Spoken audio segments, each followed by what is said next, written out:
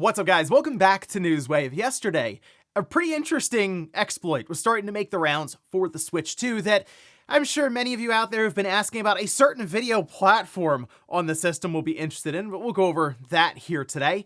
Also, we are going to be talking about GTA 6 as an analyst has chimed in once again with what they think the price point should be.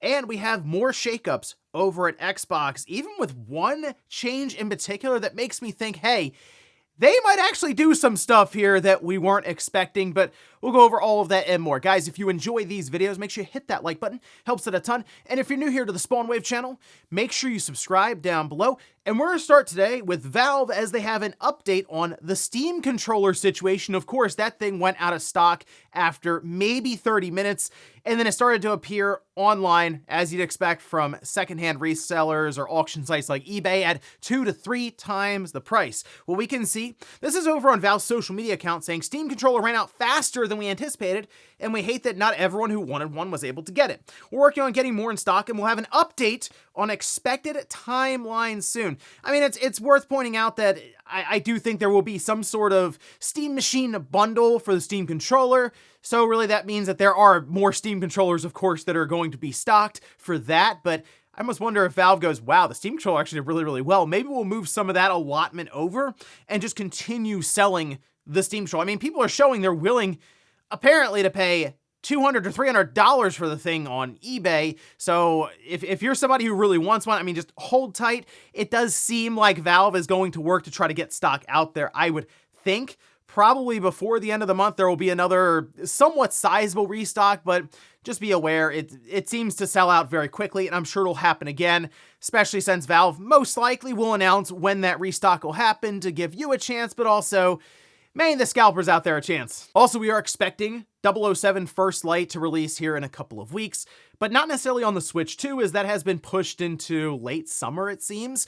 Well, we at least have an update as to why that happened. This we can see. This is over on The Game Business, who sat down and talked with the CEO at IO Interactive, saying it's running on the Switch 2. They had brought up Borderlands 4 before this and said, hey, it was delayed and then it disappeared. So he wanted to quickly go, no, hold on. We just want to make sure it's good as it can be. I don't want to hear it wasn't a good version. To be completely honest, we need a bit more time to get it where we want it to be. We said summer. It's probably going to be late summer, but we're going to get it out. So this is not a situation, as the CEO here is saying, of Borderlands 4. Remember, that got delayed. That was at 2K, of course, but it got delayed and then it just went away. Like, that was it. Got indefinitely delayed. Like, it's been shelved.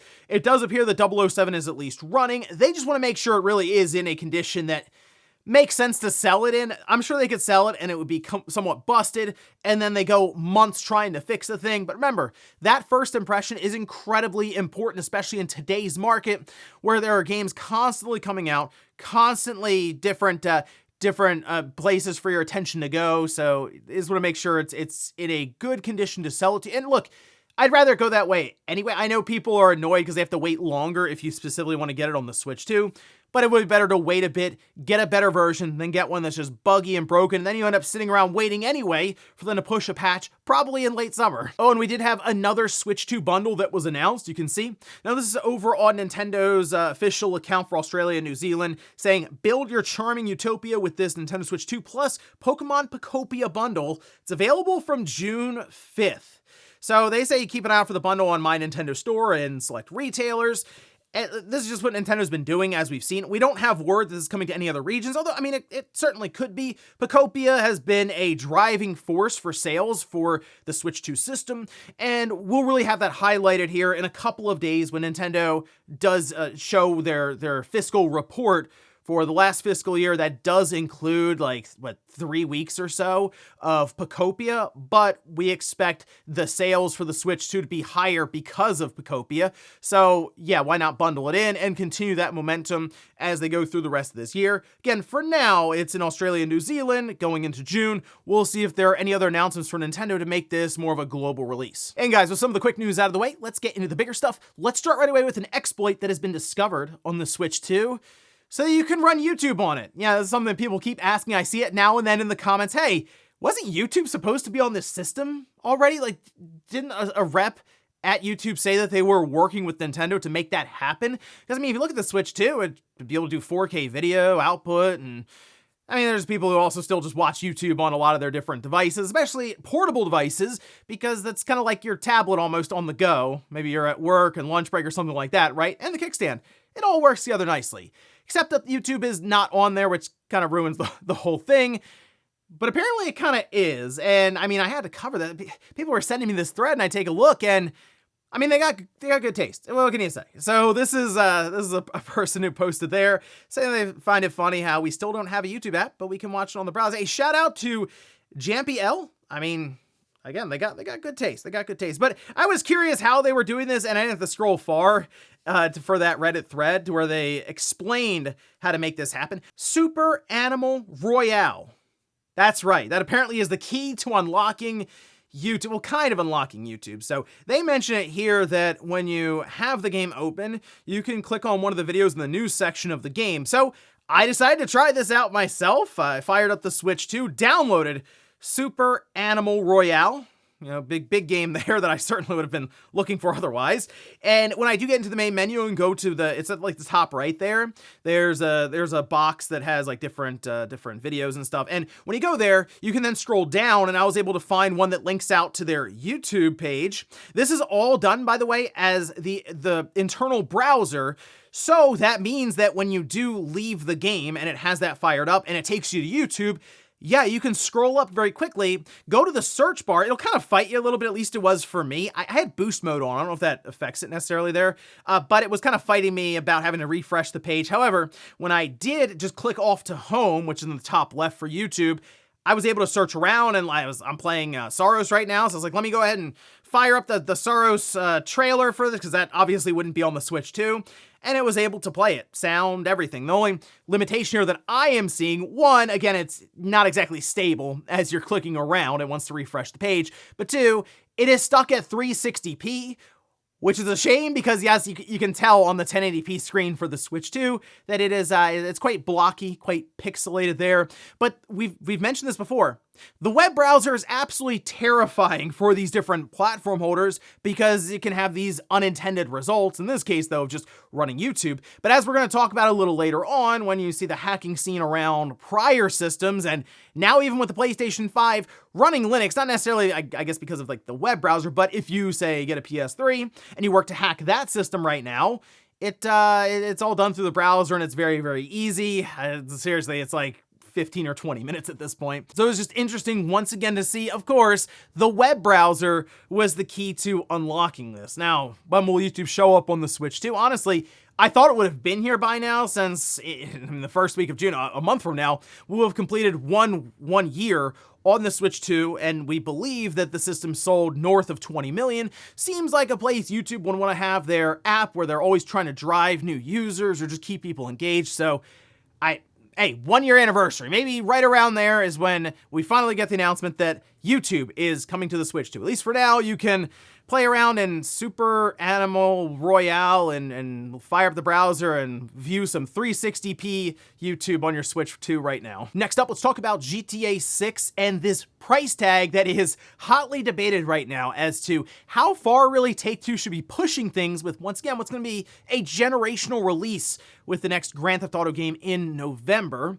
Well, coming out of that Icon trade show, the whole thing that was happening there, that conference, there were a lot of discussions around the pricing, and we can see, now this is an interview with Seeking Alpha, and they were talking with Omar Dasuki from Bank of America, the securities analyst there. I know, you're thinking, well, where can I get my video game analysis from? Bank of America, obviously, but no. They are looking at the wider market, specifically on the business side with the stocks, and in this case, with Take-Two, right, and a product that they're bringing to market.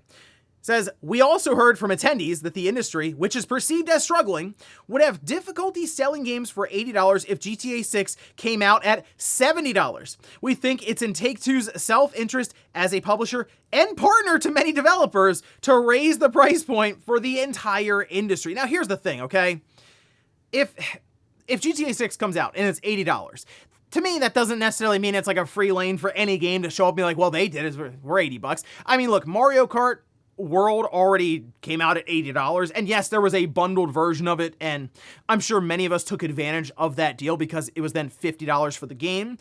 But the game itself now, even after the bundle goes away, is $80. So there already is a game at that higher watermark right now for pricing. But GTA 6 is going to be a game that will sell like an obscene amount of copies in the first week and at $80 if they put it there. But also if they put it at $70 as being alluded to, it will be difficult for many of these other companies to ever test that $80 mark because they're going to look around and go, well, Grand Theft Auto 6 is $70. What makes you worth $10 more than a game that we think is going to cost somewhere between $2 and $3 billion? It's hard to explain then, right? So yeah, there's a lot of there's a lot of interest here from both parties. The gamers out there who would have to be shelling out the money to get the game, but then also the big publishers out there who are hoping that GTA 6 will maybe raise the overall expectation for game prices, because GTA 6 isn't an outlier or anything.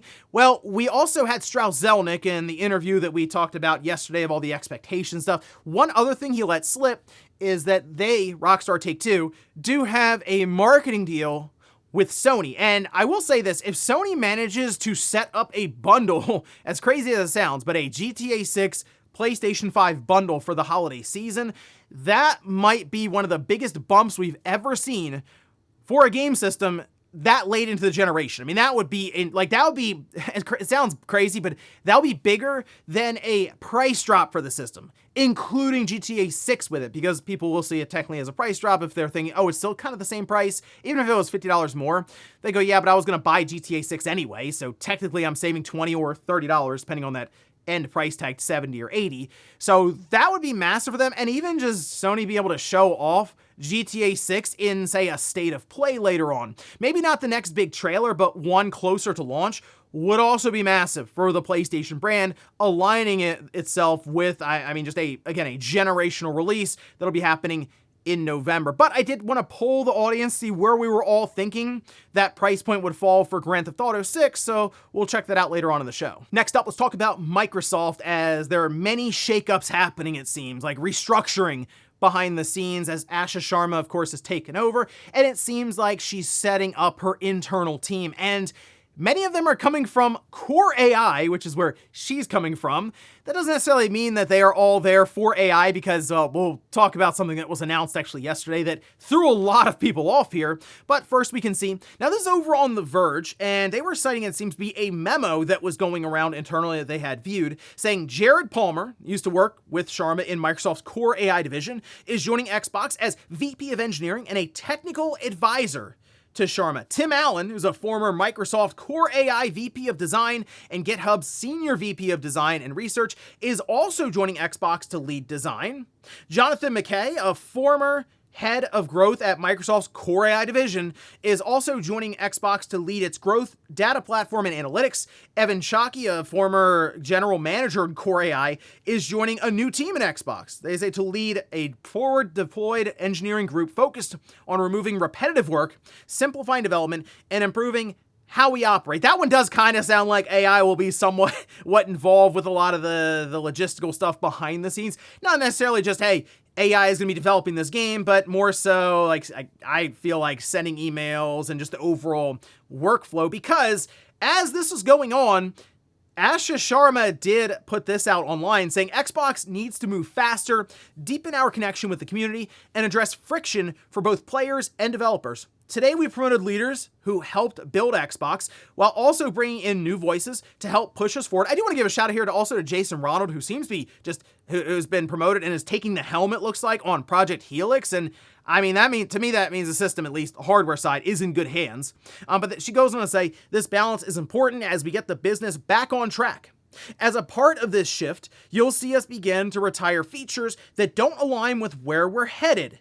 We will begin winding down Copilot on mobile, and we'll stop development of Copilot on console. What? That is...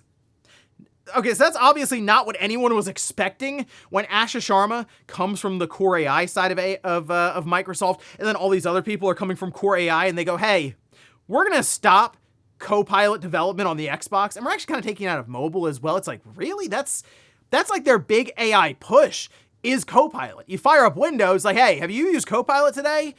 Because you should. And it's just like that's a little surprising. Interesting that they're, unless they're thinking about, oh, we're going to rename Copilot or rework it in some way.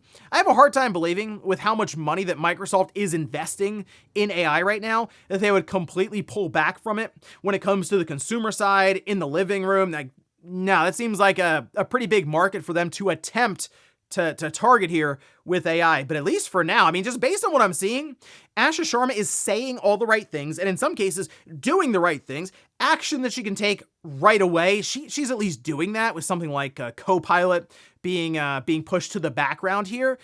But there's still a lot of questions around the next system launch. How can she make that work if the system truly is $1,000 or more? Is there maybe some curveball that we're not expecting to show up here, where there is a plan for maybe the lower price, right? Like the lower end consumer that is interested in that. Like, hey, is there a $400 or $500 box? And that doesn't sound low end anymore, but technically it is if we're talking about $1,000 plus systems. So a lot of questions going into next gen, but at least in the here and now, she's making the right moves. And in our last bit of news, let's talk about an interesting trend that is happening online with the PlayStation 5 running Linux. And Linux has made some serious strides on the gaming side, and naturally, that's what people want to try here with the system. Put it through its paces with Steam or any of these PC games, see how it stacks up versus the PlayStation 5 native versions of the games. But then also emulation. Can the PS5 actually run PlayStation 3 games natively and not rely on the cloud? Well, we can see Digital Foundry did an entire write-up with comparisons. And real quick, people I'm sure out there are interested in doing this themselves. There's quite the checklist, we'll say, to get to where you turn your PS5 on and Linux loads up, right? So this was something that was released by The Flow, who's done a ton of work in the homebrew scene. But like we can see over on Digital Foundry, they say PS5 Linux works via an existing exploit for launch PS5 consoles running on system software releases up to version 4.5. So yeah, you need an old PS5, basically. Prepare the appropriate Linux image, launch the PS5 exploit, then use a computer to send across the correct payload, and the PlayStation 5 slips into rest mode. On waking, Linux boots from an attached USB or SSD, and you're good to go. A few steps further, and Linux can be moved to an SSD that sits in the PlayStation 5's M2 bay, vastly accelerating storage speeds versus the USB alternative, of course, though a USB stick is still required to boot to the OS. Now, here's the thing. Again, comparisons are being run, and it's, it seems like it's just about even for the PS5 native version, but then also on Linux. And I will say this, though. The PS5 native version doesn't have access to all the cores. Remember, it's an 8-core, 16-thread CPU, or APU. But on the Linux side, it does have access to all of that. But on the native PlayStation 5 side, I think they have like 6 cores or 6.5 cores, something like that. Now, when it comes to RAM, you have access to all of that unified memory on the PS5 side, but on Linux, you have to decide and kind of divvy it up. I think it is like 6 gigabytes you can use for Linux on the GPU side. So there are some limitations here, but for the most part, it's right there with the native PS5 version, which I think speaks volumes about how far Linux has come as a gaming operating system. But you might be wondering, what about PlayStation 3? Because people are showing off the Switch, and it's like, yeah, I mean, I guess it's something that's fun because, oh, look, the PS5 can play Switch games. Technically, it's Linux on an AMD APU that can run Switch games. Like you'd kind of expect. The Switch emulator isn't that necessarily that hard to run anymore. Now, the PS3, that is a beast to run. However, the PS5 seems to handle it. There's an entire message here you can see with a video that was posted up over on X, and they're running MotorStorm, and it seems like it's running well. So we have a lot of questions still for Sony about that one, mostly because they probably don't want to develop their own emulator, or the limitations around the CPU cores and how many, say, an emulator that Sony would run natively on the PS5 would have access to. Maybe it's not going to run as well as, hey, we have full 8 cores, 16 threads here for this PS3 emulator, which is heavy, like CPU intensive. But I don't buy it. I do think the PS5, yes, can run native PS3 games. Sony just, I don't know, the R&D, the investment, they just don't really see that it's as worth it, and instead would rather stream it to the PlayStation 5. But you have definitive proof of people out there just running Linux on the system, and then also being able to run PlayStation 3 games and Steam games right alongside of it, just about as well as what you'd see on the PlayStation 5 itself. And before we go to the comment of the day, we'll take a look at the poll that I posted up yesterday. where I ask, how much are you expecting the base price, so in USD, of GTA 6 to be? $80. That is the leading, wow, that's the leading vote right there. 46%, almost half of people believe it's $80. Okay, 28% are looking at $70. 14% think it's gonna be $100 or more, really? So that's the base price for the game, like the base game. There will be collector's editions. There will be a $200 some odd edition, a digital deluxe edition. They're gonna go crazy with that, I'm sure. And also, I'm sure, do a digital base and then bundle in a bunch of shark cards for GTA Online. Even if that launches later, that'll be a thing I'm sure they introduce alongside of GTA Online. So I'm kind of thinking it's going to be $79.99, but man, that would certainly be disruptive if they came out and said it was just $70. That's it. People, I'm sure many publishers would be really, really annoyed at the game because they go, look, our game doesn't cost that much, but we still want $80 for our game. How do we make this work? Our game is not as detailed as GTA 6. And honestly, I'm not really sure what to tell them because GTA 6 is the game that absolutely could go for that $80 price tag, the $90, apparently the $100, and people would go, well, it's GTA 6, whatever, I'll go ahead and buy it. And like, that's that. They can literally name their price for the most part, and they would still choose to be 70? Whew, that would kind of do some damage to the industry, I'll be honest. And we'll finish up with the comments of the day, as you're seeing here. This is from Fern, who says, why do people keep buying stuff from scalpers? I'd rather miss out on something entirely than pay double or triple the price to a dude trying to make some extra cash this way. I think a lot of the time it's kind of the FOMO or fear of missing out. Other times those scalpers will take advantage, and it sounds really bad, but like the situation around, say, Christmas time, where maybe you are trying to get, I mean, around think of COVID and stuff, even when their lockdowns happening, the chip shortage and stuff back then, they were taking advantage around Christmas time for the PS5. Those systems got up to ridiculous prices of $1,500. And for the most part, I bet it was like a family trying to get one for the kid for Christmas or whatever, right? That's when you do see prices go up. And it's unfortunate because it's, I mean, it really is them just taking advantage of a kid's Christmas list at that point. But that's kind of what I envision. Otherwise, though, yeah, it really is just FOMO, or people really, really wanting something, and I guess just having the money to throw at it. That's just the way the market is. But I will say, the Steam controller for $300, I saw some of those listings, I was like, there's no way that should be a thing. And ladies and gentlemen, that's gonna do it here for Newswave. If you enjoyed this video, guys, hit that like button. If not, hit the dislike. Leave comments down below about everything we talked about here today. If you missed yesterday's Newswave, I'll leave it up here in a card. Or maybe you wanted to hear about how the Vita is still getting games in 2026. Thanks to the community, of course. I did a video checking that out, and I'll leave it right below. Thanks, guys, for watching, and I'll see you next time.